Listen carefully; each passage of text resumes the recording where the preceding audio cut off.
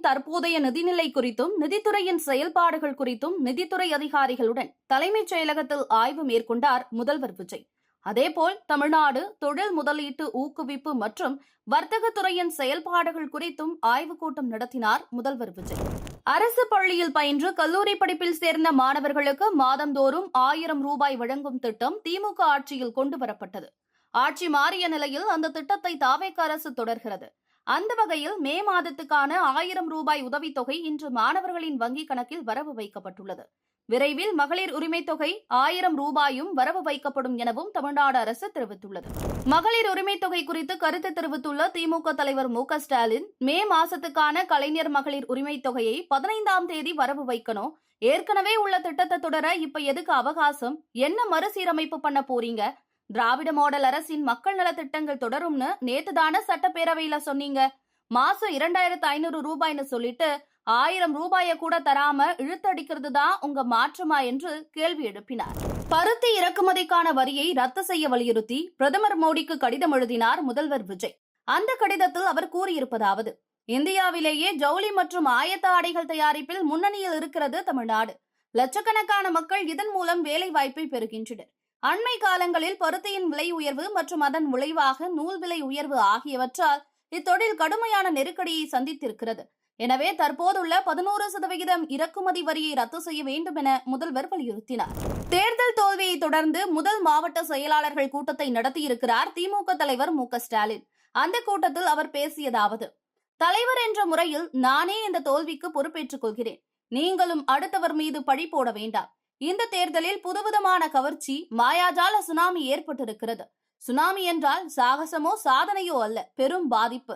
சமூக ஊடகங்கள், தொழில்நுட்பங்களை கையாள்வதில் இனிமேல் திமுகவினர் கூடுதல் கவனம் செலுத்த வேண்டும். இனி நம் பரப்புரை ஸ்டைல் எல்லாவற்றையும் மாற்றிக்கொள்ள வேண்டும். எங்கே கோளாறு, எங்கே மெத்தனம் என்பதை நாம் ஆய்வு செய்தாக வேண்டும். செயல்பட முடியாது என நினைக்கும் மாவட்ட செயலாளர்கள் பதவியிலிருந்து விலகலாம் என்றார். தேர்தல் தோல்வி குறித்தும் செய்ய வேண்டிய சீர்திருத்தங்கள் குறித்தும் தொண்டர்கள் தெரிவிப்பதற்காக இணையதளம் ஒன்று உருவாக்கப்படும் என்றும் மு க ஸ்டாலின் தெரிவித்தார். அதிமுகவில் எடப்பாடி பழனிசாமிக்கு எதிராக போர்க்கொடி தூக்கியுள்ள எஸ்.பி. வேலுமணி, சி. விஜயபாஸ்கர் உள்ளிட்ட எம்எல்ஏக்கள் சபாநாயகரை சந்தித்தனர்.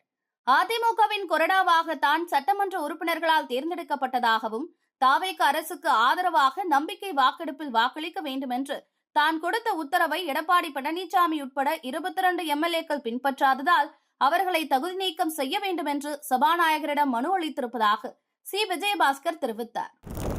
ஐபிஎஸ் அதிகாரிகளை பணியிட மாற்றம் செய்து உத்தரவிட்டுள்ளது தமிழக அரசு. அதன்படி சைபர் கிரைம் டிஐஜியாக பாலநாகதேவி, உளவுத்துறை டிஐஜியாக பாகர்லா சபாஸ் கல்யாண், முதல்வர் பாதுகாப்பு பிரிவு டிஐஜியாக தர்மராஜன், சிஐடி உளவு பிரிவு டிஐஜியாக சரவணன் உட்பட 10 ஐபிஎஸ் அதிகாரிகள் புதிய பொறுப்புகளில் நியமிக்கப்பட்டுள்ளனர்.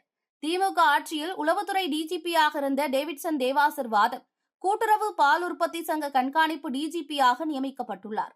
அதேபோல் திமுக ஆட்சியில் உளவுத்துறை ஐஜியாக இருந்த செந்தில்வேலன் தமிழ்நாடு போலீஸ் அகாடமியின் கூடுதல் இயக்குநராக நியமிக்கப்பட்டுள்ளார். ஆஸ்திரேலியா, கனடாவில் குடியுரிமை பெற்ற பிறகு தமிழ்நாடு சட்டமன்ற தேர்தலில் வாக்களித்த இருவர் கைது செய்யப்பட்டுள்ளனர். விமான நிலையத்துக்கு வந்தபோது அவர்களின் விரலில் மை இருப்பதைக் கண்டு விமான நிலைய அதிகாரிகள் காவல்துறைக்கு தகவல் தெரிவித்த நிலையில் கைது செய்யப்பட்டுள்ளனர். மேலும் வெளிநாட்டு குடியுரிமை பெற்றவர்கள் யாரேனும் வாக்களித்துள்ளார்களா என்ற தொடர் விசாரணை நடத்தப்படும் என காவல்துறை தெரிவித்துள்ளது. அரசு அலுவலர்கள் மற்றும் ஆசிரியர்களுக்கு 58% உள்ள அகவிலைப்படியை 2026 ஜனவரி 1ஆம் தேதி முதல் 60% உயர்த்தி வழங்கப்படும் என முதல்வர் விஜய் அறிவித்துள்ளார். இந்த உயர்வால் 16 லட்சம் அரசு ஊழியர்கள், ஆசிரியர்கள், ஓய்வூதியதாரர்கள் பயன்பெறுவார்கள் என்றும் இதற்கு கூடுதலாக 1230 கோடி ரூபாய் அரசுக்கு செலவீனம் ஏற்படும் என்றும் தமிழ்நாடு அரசு தெரிவித்துள்ளது. தமிழ்நாடு அரசின் புதிய தலைமை வழக்கறிஞராக விஜய் நாராயணன் பொறுப்பேற்றுக் கொண்டார். கடந்த ஆட்சியில் தலைமை வழக்கறிஞராக இருந்த PS ராமன் ராஜினாமா செய்ததை அடுத்து விஜய் நாராயணன் அப்பொறுப்பில் நியமிக்கப்பட்டார்.